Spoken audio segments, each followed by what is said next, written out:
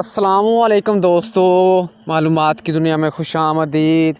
دوستو، جن بھی انسان کی طرح ہی اللہ کی ایک قسم کی مخلوق ہیں جو آگ سے پیدا کی گئی ہے۔ بنی آدم یعنی نوع انسانی کی طرح ذی عقل اور ارواح اجسام والی ہیں۔ ان میں تولید و تناسل بھی ہوتا ہے، یعنی انسانوں کی طرح ان کی بھی نسل بڑھتی اور پھلتی پھولتی ہے۔ کھاتے پیتے جیتے مرتے ہیں، مگر ان کی عمریں بہت طویل ہوتی ہیں۔ ان کی عمریں ہزاروں سال ہوتی ہیں۔ دوستو، جنات میں مسلمان بھی ہیں، کافر بھی، مگر ان کے کفار انسان کی بنسبت بہت زیادہ ہیں۔ ان سب کا سرگنا ابلیس ہے، جو کہ سب سے پہلے جن مارج کے پوتے کا بیٹا تھا۔ ابلیس نے حضرت آدم علیہ السلام کو غرور میں آ کر سجدہ کرنے سے انکار کر دیا تھا اور حکم خداوندی کی نافرمانی کی تھی، جس کی وجہ سے رائندہ بارگاہ الہی ہوا اور ہمیشہ ہمیشہ کے لیے مردود کیا گیا۔ ابلیس کی طرح اس کی ذریعت بھی مردود ہے۔ یہ سب شیاطین ہیں اور انسانوں کو بہکانا ان کا کام ہے۔ طرح طرح کی ترغیبوں کے ذریعے نیک کام سے روکتے اور برے کاموں کی طرح ترغیب دلاتے ہیں۔ خدا کے نیک بندے ان کے مکرورہ اغوا میں نہیں آتے، بلکہ لاہور بھیج کر نیک کاموں میں مصروف رہتے ہیں۔ لیکن جو ان کے بہکائے میں آ جاتے ہیں وہ آخرکار گمراہ ہو جاتے ہیں۔ اللہ تعالیٰ اپنی پناہ میں رکھے اور ان کے مکرورہ اغوا سے بچائے، آمین۔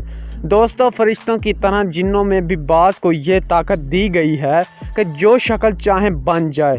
حدیثوں سے ثابت ہے کہ ان میں سے کسی کسی کے پر بھی ہوتے ہیں اور وہ ہوا میں اڑتے پھرتے ہیں، اور بعض سانپوں اور کتوں کی شکل میں گشت لگائے پھرتے ہیں، اور بعض انسانوں کی طرح رہتے سہتے ہیں، لیکن اکثر ان کی رہائش گاہ بیابان یا ویران مکان اور جنگل پہاڑ میں ہے۔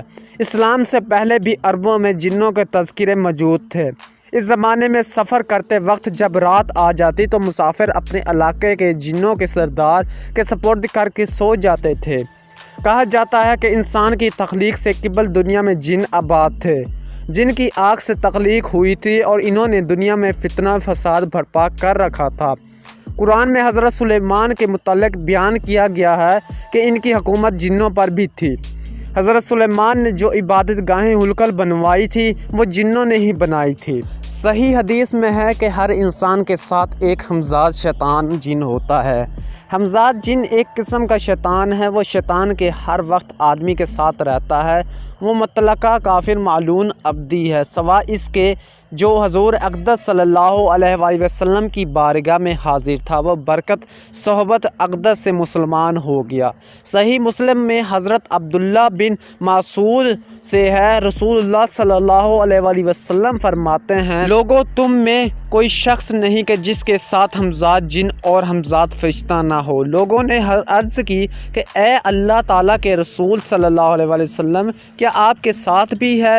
ارشاد فرمایا کہ ہاں، میرے ساتھ بھی ہے، لیکن اللہ تعالیٰ نے میری مدد فرمائی کہ وہ ہمزاد شیطان مسلمان ہو گیا، لہٰذا وہ مجھے سوائے بھلائی کے کچھ نہیں کہتا۔ دوستو، جب کوئی انسان کا بچہ پیدا ہوتا ہے تو اس کے ساتھ ہی ابلیس کے ایک شیطان پیدا ہوتا ہے، جسے فارسی میں ہمزاد، عربی میں وسواس کہتے ہیں۔ ظاہر یہ ہے کہ ابلیس کے ہر آن سینکڑوں بچے پیدا ہوتے رہتے ہیں۔ مطابق تعداد اولاد انسان جیسی مچھلی، ناگن، سانپ بیک وقت ہزارہ انڈے دیتی ہے، طاغوتی جراثیم ہر آن بچے دیتے رہتے ہیں۔